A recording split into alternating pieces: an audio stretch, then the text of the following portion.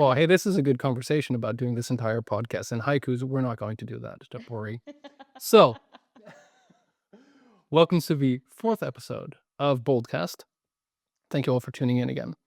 Now, the past three or so episodes, I've been talking internally with colleagues about the tech we use in project controls, what the day in a life of a project planner looks like, and also some prevalent myths in the world of project management that we handily busted.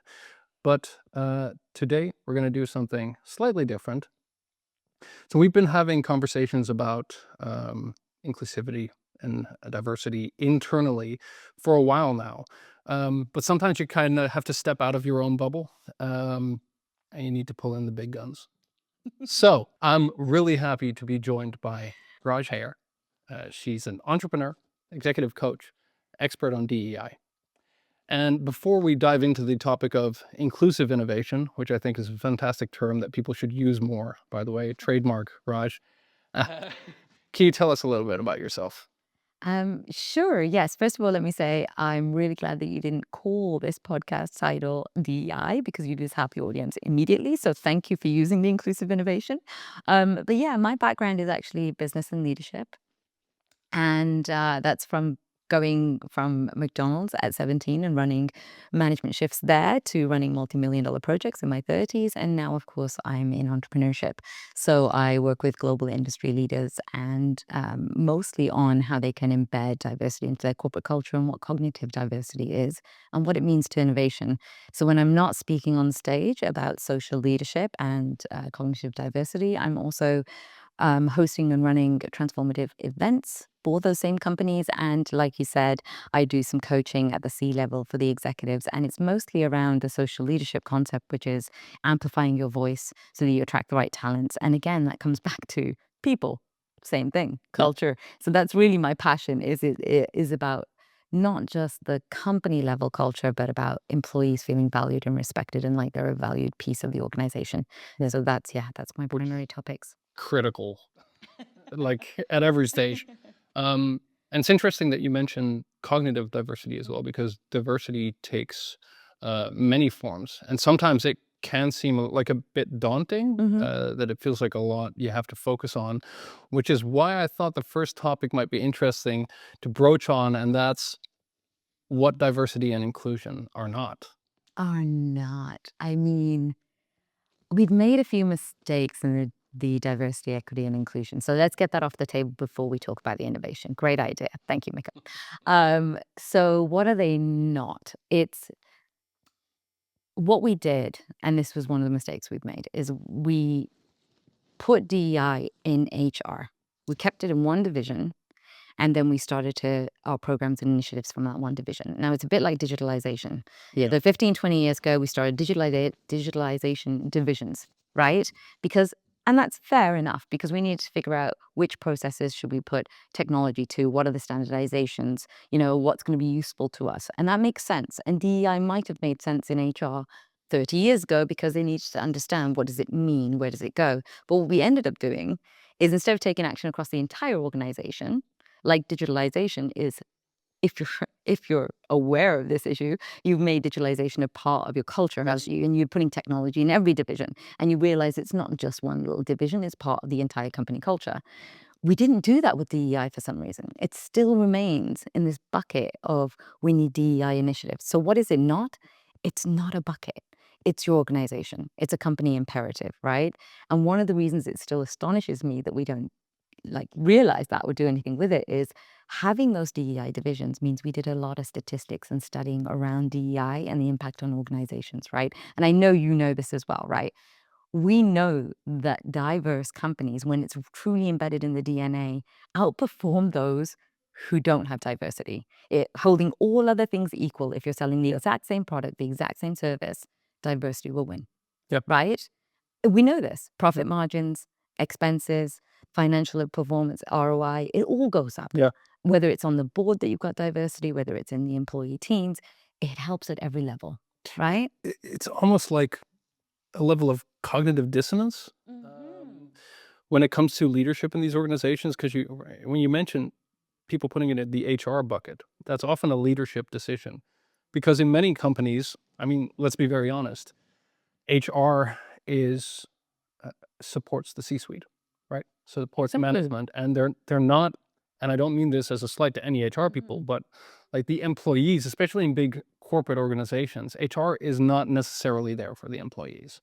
And when you have that disconnect, where you have the C-suite talking about what they want to achieve when it comes to DEI metrics, I think that's Yeah. kind of missing the point, right? And How do you measure metrics on DEI? I mean, that's a there's a like we know that it helps financially, but you can't say I have this diverse team, so therefore I'm going to do better or make more profit. Like you can't measure exactly what's going to happen. It's over time. It's a long-term investment, right? and because that's not the point. Like, well, yeah, what's the the right right thing thing to to do? Like, you can't pull some sliders and say like, oh, this gender diversity, this ethnic diversity is going to lead to more higher EBITDA. Yeah. No, that's not how it works. And I think that's another kind of misconception. What DEI isn't. I would say it's not a buzzword, Yeah, right? I would absolutely agree. And actually, just to add to that, it's the other thing is it does create polarization. Yeah. It's like because it's not embedded in the organization, it is one division. And I agree with you. HR does the best they can, but it's kind of like unions that we don't really need anymore because they've done their job. They've gotten us equity pay and they've gotten us the benefits we need. But now they serve the management teams just as HR do, right? So I do agree with you. I think they've been bucketed and kept in that little bucket Yep. way too long. That's not their role. But one of the things is it is polarizing, right? Because it doesn't become about bringing people in that are diverse. It becomes well, if you win, it's a zero-sum game. If you win, I lose. Yeah. How Exactly. can you be collaborative and innovative in an organization where that's the premise of thinking is that you've got these quotas and you're hiring diversity and therefore I'm not getting the opportunity, Yeah. right? I mean, how are you gonna collaborate? Well, but that's the thing. And also from an organizational perspective, that's also a mistake. Hiring just to hit those metrics is a mistake. You need to hire talent. And I think sometimes it just helps to kind of peel the onion and to simplify and say, we're a diverse planet. We're diverse countries. It's in our blood, literally and figuratively. Why are we making such a big deal out of this? It's about bringing um, uh, uh, uh, types of people, groups of people, marginalized people into the limelight more. That shouldn't exactly. If it's not if you win, I lose, right? It's if you win, we win. And on that note, actually, and that's exactly right, is that when we talk about diversity, what are we talking about? DEI has been associated with gender and race and LGBTQ. Actually, diversity is any differing experience, any differing perspective, any differing idea. It is people are different. Humans are complex. That's why diversity is complex. And that's why people don't always get it right, because it is complex. But if you get it right, that's the golden ticket. Yep. That's where you're going to win. And I think we're also social. So we already have that almost embedded into our nature. Right? Yes. We are a social Yeah. species. So working together is something that we inherently must Yeah. do. And I think, like I said, peeling the onion and making it less of a separate thing. And indeed, what you said, having it more ingrained into the culture as a baseline almost is what makes a difference. And I think one of the things I was thinking about when we were talking about what DEI isn't, I realized DEI isn't taboo. Because when I was prepping this podcast, I was thinking, am I allowed to talk about this? And it wasn't an active thought. It just kind Yeah. of was Yeah. bubbling in the back of my head. And then I suddenly realized, like, yes, of course I'm allowed to talk about this. It's about If I'm allowed to, you're allowed to. And I think that's the issue we've got is that first of all, me being a brown woman talking about DEI, Yeah. honestly, I almost resist it because people are sick of just that being the person. That's the representative of DEI. I'm not the DEI representative. Yeah. That's not my primary topic. It just happens to be something that I believe in because it drives innovation. Yeah. But you're diverse too. We talked about you being in a rock and roll band. That's different perspective. That's going to bring different creativity to a business. Yeah. So that's also diverse. And I think you're right. That's the misconception is that, we don't need me talking about it. We need everybody talking about Exactly. it. Mhm. Yeah. And for me, it was also a step where I was like, is this virtue signaling, Yeah. See, Labeled everything, haven't we? I mean, this is the thing, and I hate to say it, but Ricky Gervais, this is one of the reasons that I absolutely adore him, because he is right. It's become the cancel culture. And how far do we need to go? And don't get me wrong, I think there's very strong movements that are happening, and they should be happening, because there has been marginalization for way too long. But if we're not allowing people to talk about it, then we've got another issue. I was just recently, actually, this is an interesting one. Just recently, I met somebody random in a cafe. I was in Tenerife, and we're just talking, yeah. And he says, "Oh," and we're talking about his, what he does and who he works with. And he says, "Oh, yeah, but I don't see color." Yes, you do. Yes, you do. And that's actually insulting, Yeah. because that means you cancel out what I've learned from racism or discrimination and everything else. Like, you almost take away one of my layers of what I've learned and the resilience I've built, because you're saying that you don't see that. And if you don't see it, you don't recognize what it takes to be a brown woman in England, born in England. So it's reverse discrimination almost. And so I get where he was coming from. His intention was not bad. But I did have that conversation with him and said, "Well, you shouldn't say that, because I am a brown woman." Yeah. And by recognizing that, you might also recognize what that means to how I've grown, or what I've developed, or the experiences that I've had, and what that brings into the work that I do now, right? So it's like, don't cancel out who people are. Because that's what makes people special, unique, Yeah. have a voice. Experiences, exactly. I'll never forget, I had a DEI training when I was working at this big telecommunications company. And this guy walks in, no judgment, but he starts talking and he says, "I've been working at banks for most of my career, and now I work at Facebook." So we were all like kind of confused. This Okay. 50-ish white guy, totally fine, but you worked at banks your Yeah. entire career. I'm very curious as to what your experience in giving DEI trainings is, but it's fine. And then he gave this, no joke, and Yeah. I was trying to detect some kind of sarcasm or irony while he was saying this. He was dead serious. He said, "One of the reasons why DEI spoke to me was I was invited to speak at a conference when I was working for JP Morgan Chase. And Good start. I was going to be part of a panel, and I got there and I stepped out on stage, and I was wearing a t-shirt and jeans, and everybody else was wearing a three-piece suit with tie. And I thought, this is what it feels like not to be included." Oh, And I was just staring at him. I was like, are you for real? blessing for trying to associate. I mean, the irony of that is that women are judged on what they wear every single day. Like, it's not even, it's like, are you too sexy? Are you not sexy enough? Are you going to be like, it's all these other aspects. So the fact that he thought that, I mean, yeah. Was this a qualification? I thought you were going to go. This was it. This was the He qualification. had no experience running multicultural, diverse teams. He had no other experience, but just in Facebook, I think he kind of raised his hand and said, "I can do DEI." And then he started doing these trainings externally. Oh, But wow. that example kind of reminded me of coming into an office and hearing that you're not allowed to smoke inside, and then say that that's discriminating against smokers, right? It's there are limits. Not everything is Yeah. DEI. I think that's Yeah. that's What's funny about the smoking, though, there's a couple of companies now that have put in rules that you get an extra 5 days off if you don't smoke, to make up all the smoking breaks that people were taking. Yeah. I forget which company it was, but I thought that was really clever, because one, it incentivizes you to stop smoking, that's not good for you if you want the days off, or two, that you don't feel discriminated against because you're still sitting there working while they take 5 smoking breaks during the day, right? So this is very interesting. a literal joke in the office. Yes, it is. Yeah, someone says, "I'll take up smoking because my colleagues get half an hour of smoking a day." I mean, that, and you know what? While we're on that subject, real quick, is when I worked in banking, that was always one of my pet peeves as well. Is like, we all make life choices, and I understand that being a mom or having children is a very big deal. But when you're the single woman and you're expected to stay till 9 because, well, she's a mom, she's got to leave at 3 to pick up the kids. I understand it, but is that fair to the people Yeah. who have made choices not to, or didn't even have a choice Yeah. and couldn't, right? So these are the things that we got to think about, and we'll come to that, I know, with some of your later questions, but Yeah. just an interesting thought. No, but it is an interesting thought, especially because the E in DEI, like equity, often gets snowed under, and this is exactly that. Exactly.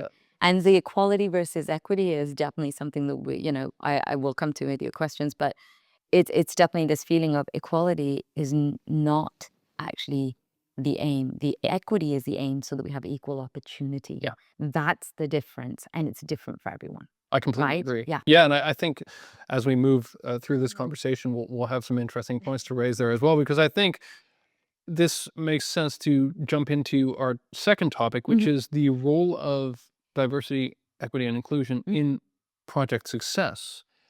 Um, you've got a background Mhm. as a project manager as well. Yeah. You've got an extensive career in corporate, and of course, you now run your own businesses. Could you share some of your own lived experiences, good, bad, anything in between? Um, Um, yeah, I can. I mean, I would take it from even just simply like problem solving and decision making, right? Those are two things that I think are really relevant when it comes to project teams, right? And when you think about problem solving, if you don't have diverse ideas or diverse people on the team, sometimes you end up solving the wrong problem because you're not challenging what's actually there. And with project, all of our projects, we end up with these goals that we're trying to achieve, right? Where we know what we want to get to. We're even given the mandate, well, we need to solve this problem, yeah, right? And sometimes that's not the right problem. It's just a symptom of the problem, right?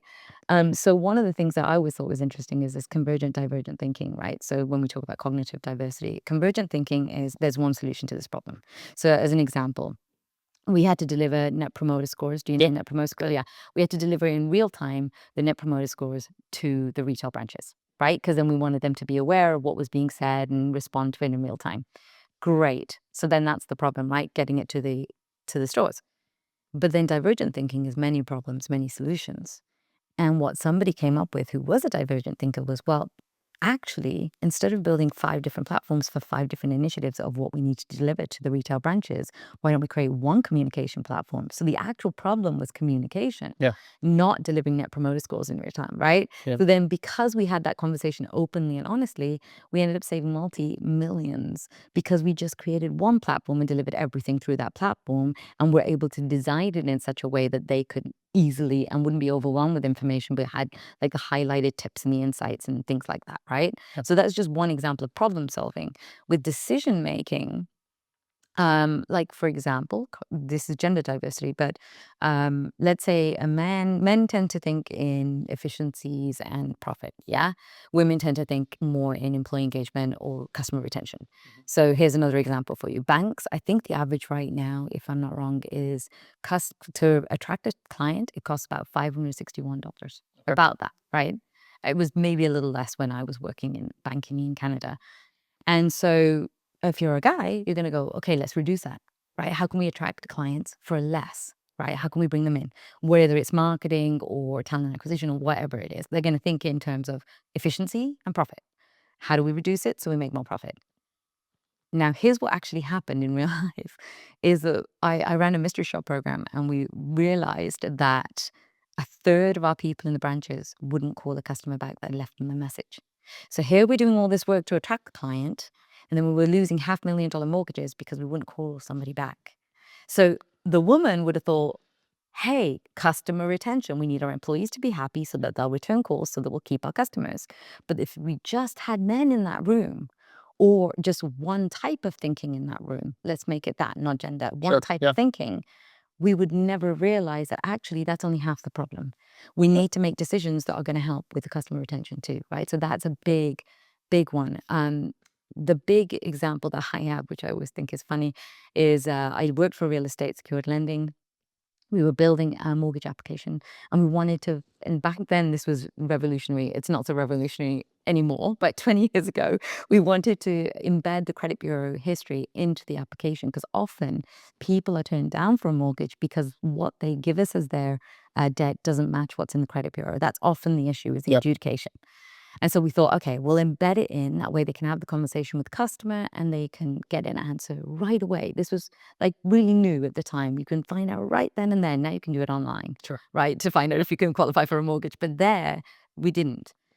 And we were sitting in a room. And as you know, you bring in legal and you bring in finance and you bring in IT and you bring in all these people from all the other areas. Who did we not have in the room? The two crucial people that we needed in the room, the guy who's behind the desk taking the information and the customer in front of the desk that has to give the information. How we like, so we had people in the room that wanted to do, but it's the same in every project. You know this, right? And we don't Yeah. often have the people we're building for in the room. And so we had the regulatory guys who wanted 20 pages so we could set all boxes, blah, blah, blah.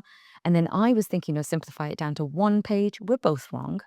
What we heard when we brought them in for a session was the guy behind the desk or the girl behind the desk, they needed assets, liabilities, credit bureau data check, regulatory check, and then approval. That's it. Five screens. That's what they needed. And then the customer said, and this was interesting, they said, well, have them turn the screen around. It's so much easier to tell you what I do and don't have when I can see what you're trying to get from me. Why is it such a black box? Why can't you just turn the screen and we have the conversation together? Yeah. And then I feel like we're having a conversation. And we were like, wow, like mind blown. They just want to see what we're putting in. Yeah. And then they feel this trust. Well, we used to call this a black box in my previous company, where you don't know what you don't know. And if you don't have conversations, you're never, ever, ever going to get there. Exactly. And I think a large part of that is that a lot of people, I think, might not feel like they have the time or the mind space or the gravity in an organization to challenge That certain thinking. themes, that kind of Yeah. thinking. Yeah. And I think if we're talking about especially like the gender difference, what I've been realizing a lot is that, especially when you do have a diversified group of people in a room, I still have noticed that men cut people off a lot, just in general, but men cut women off at a rate that is much higher. And what I feel is that women also then are less inclined to kind of fight that or just keep talking, which creates an issue, because then you, again, just have one way of thinking in a group. And it's generally indeed exactly what you're saying. It's about your profit margins. It's about the quickest way to market, this kind of stuff, the customer acquisition cost versus lifetime value. The only people I talk to about those kinds of metrics are men. And I'm not... No, but if you look at... We care about them too. But if you It's a look at perspective. if you look at LinkedIn as well, like how many marketing specialists and how many business specialists just talk about metrics and numbers and numbers and numbers and numbers. But getting to those numbers is kind of what we need to be talking about, right? And having different paths towards success, I think, is incredibly critical. And But it also kills innovation, Michel, because what happens is you get this anchoring bias, right? The first person who speaks up kind of anchors the conversation. And the first person is often, I hate to say, the loudest white male in the room.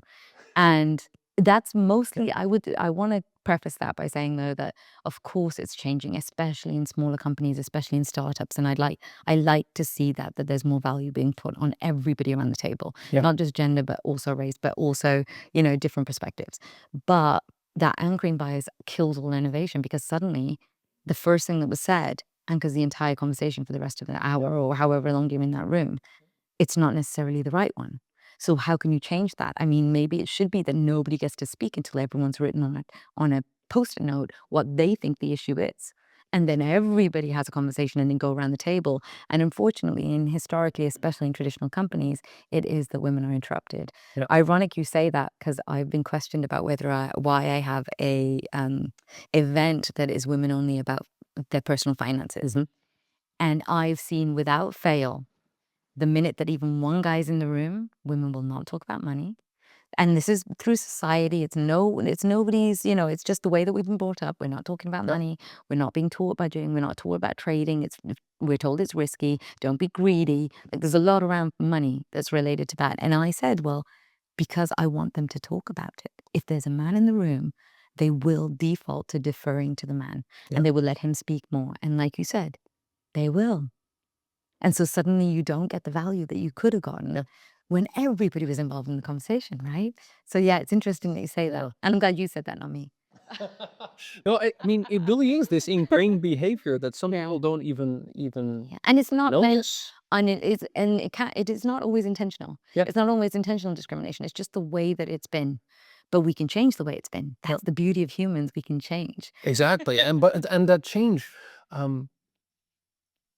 I used to work in like really complex, heavy industries. We sold massive software solutions to these companies to help their workers work more safely and more efficiently.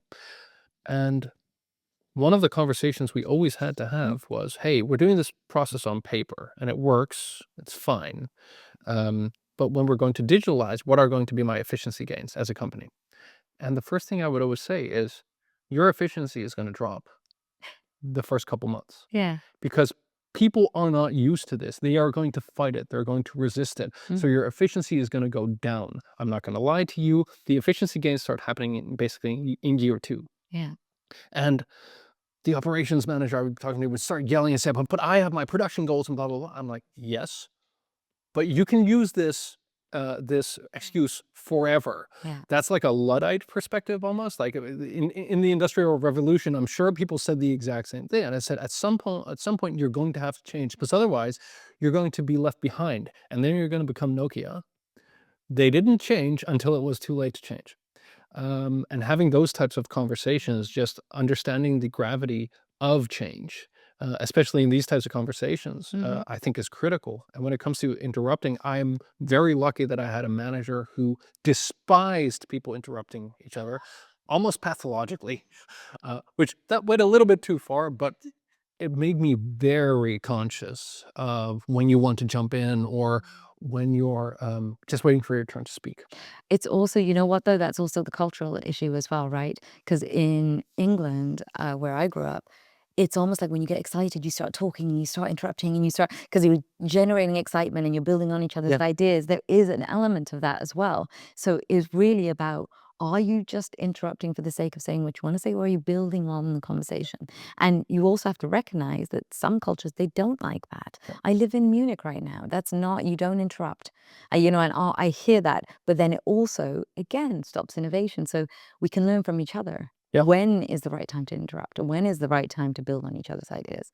And I think again here it's about finding that balance, right? Yeah. It can't be a situation where you never interrupt each other because sometimes you have to interrupt someone. That's totally fine. But it's about finding that balance and finding what is uh, the best way to get to your stated end goal. The best is when you're on a panel and you have to interrupt because they're having a soliloquy, they're That having a whole, and you're like, it's been 5 minutes, I've got to cut you off now. I've been there. Oh, what a nightmare! And that's everyone. That's not just one type of person, but yeah. But I think what you said was interesting there, and we do fail to see is, you know, it is upper management that needs to support these changes, because if you're, what gets paid gets done. And if you're incentivizing only efficiency gains or only certain things that, you know, will help with profit, then you're not going to see innovation at a different level, right? You're just going to see, Cost oh, I save money, cost cutting. Yeah, I fired a few people, Yeah. etc. One of the things, and I want to get to this, is the equity piece of, do we level the playing field for everybody? And one guy who did that, and I don't even think he's with Gravity Payments anymore, but Dan Price did this a few years back, where I think it was 2013, and he said he was on a hike with one of his employees and he realized that she was struggling month to month, even with what they were paying her, to pay her mortgage, to look after the kids. She was a single mom. And that triggered him to realize, actually, people are not working up to their capabilities because they're so worried about the socioeconomic impact of them not making enough to survive.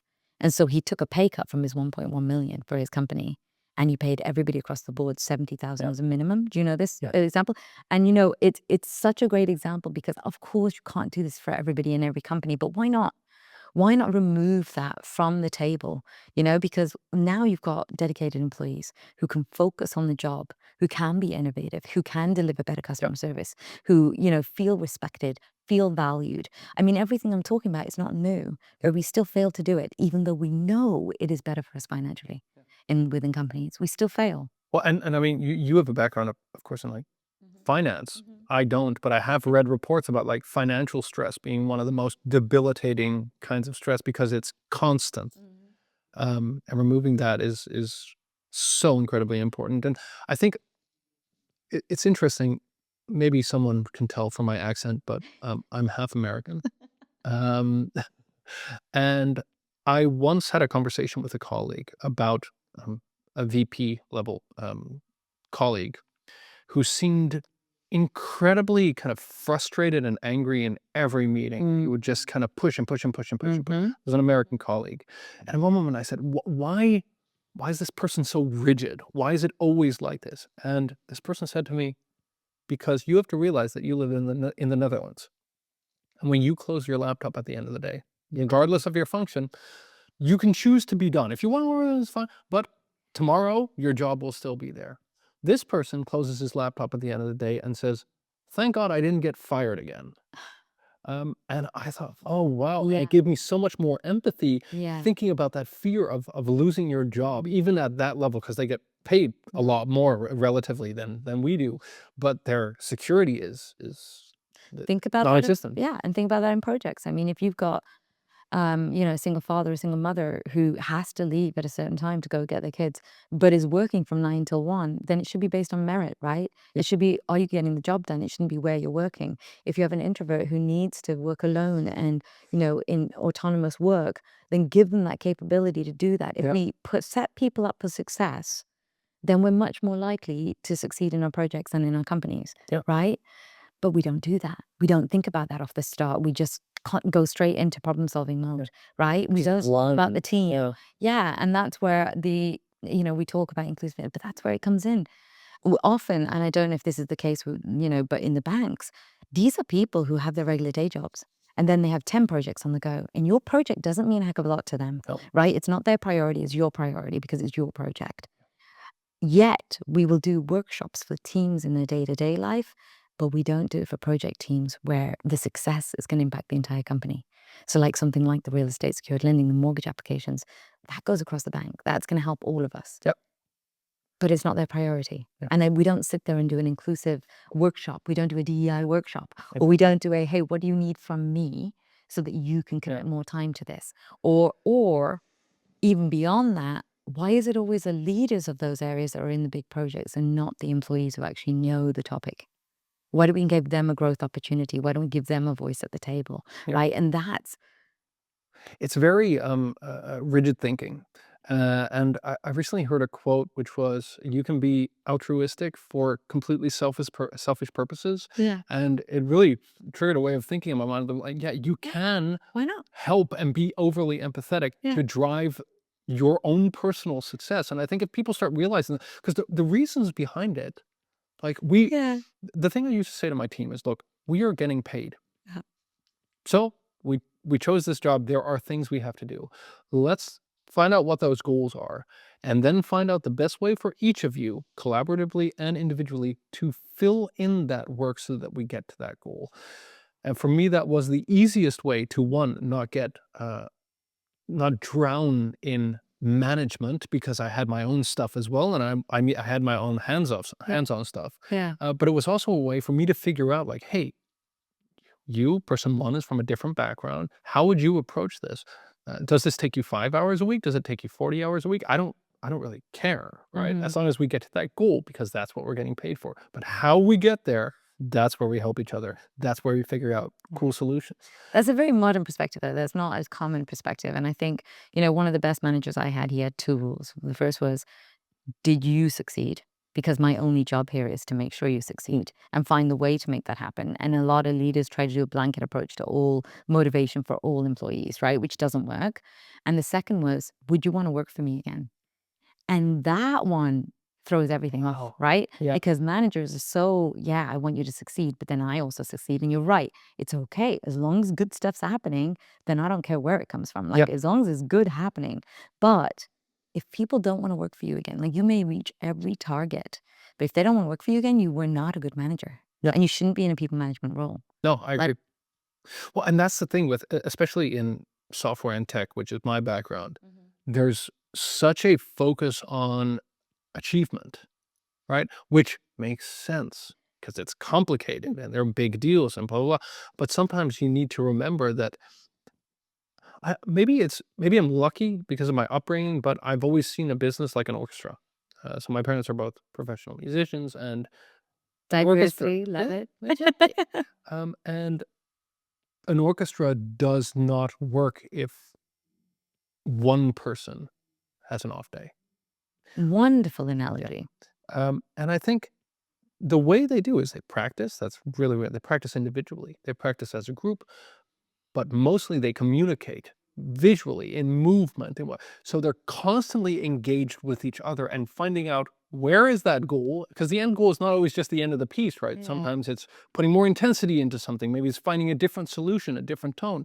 And I think bringing that into business and seeing that everything we do, we are just people in a group trying to achieve stuff. It becomes far less complicated. Do you know what? That's a wonderful thing because I love that analogy because it really nails down. Like I have a book coming that's called Every Voice Matters, and it's built around social leadership because I do believe that we are moving towards social representation of values, social responsibility of what we're doing with the planet, and those are the people that are going to win. And then being visible online, and a bit of it comes from Mo Garrett's Scary Smart. I don't know if you Sure, read this. I've heard Yeah, of yeah, it. I yeah. have. It's a great book. But one of the things he talks about, which I believe comes into inclusion and diversity, is if every voice is not there, the algorithms and the AI are learning only from that one set of people. Whether it's good or bad or ugly, it's only learning from the people who are there. Yeah. So it's almost a social imperative for human beings to be online and engaging so that it learns what diverse thinking is, what integrated thinking is, and what kind of people there are out there. Women should be more present. Races should be more present. LGBTQ should be more present. Everybody should be there because it is going to affect us all. Yeah. And so this is kind of that same idea as the orchestra where every single musician matters. And if you're missing one, then we got a problem.